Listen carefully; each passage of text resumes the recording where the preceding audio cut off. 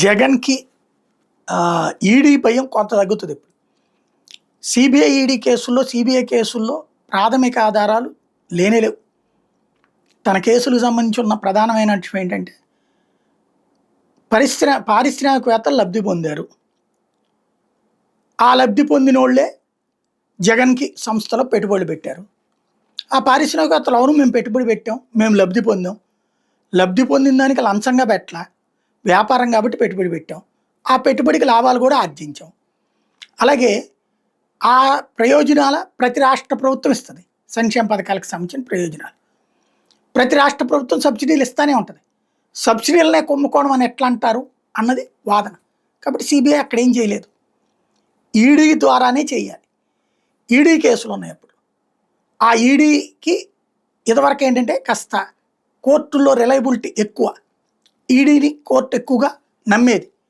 అయితే ఇప్పుడు తమిళనాడుకి సంబంధించినటువంటి కేసుల్లో ఎట్లయితే టాస్మాక్ విషయంలో ఈడీని తప్పుపట్టిందో, అట్లాగే ఈ మధ్యన 8 సార్లు ఈడీని తప్పుపట్టింది సుప్రీంకోర్టు.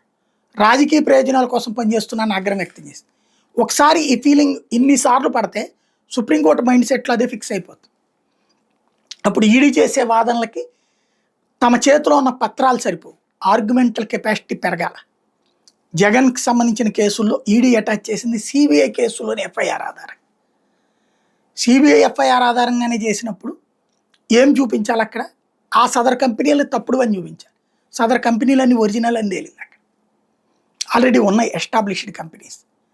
కాబట్టి రేపటి రోజుల్లో ఆ జగన్ కేసులు కనుక కంటిన్యూ అయితే ఏదో 25 కోట్లో 30 కోట్లో మాత్రం ఈ కంపెనీలతో సంబంధం లేని, అంటే పెద్ద పెద్ద కంపెనీల నుంచి కాకుండా పేరు ఊరు తెలియని కంపెనీల నుంచి డబ్బులు వచ్చినాయి.